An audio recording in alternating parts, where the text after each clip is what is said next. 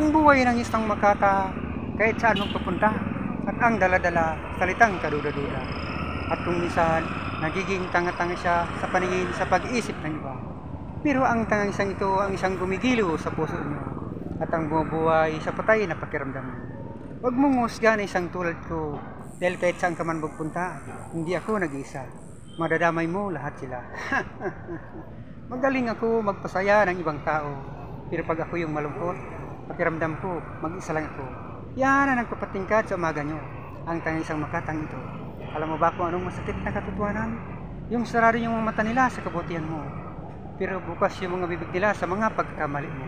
Kaya lawakan mo lang lagi ang pag-unawa mo, dahil hindi lahat ng tao katulad ng takbo ng isip mo.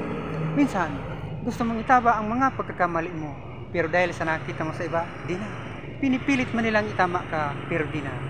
Dahil ginagawa lang naman nilang panakipbutas sa mga pagkamali nila ang bawat sasabihin nila, di ba? Kaya di na nga nila maitama yung sarili nila sa mga bawat pagkamali nila. Tapos, itatama pa nila, di na.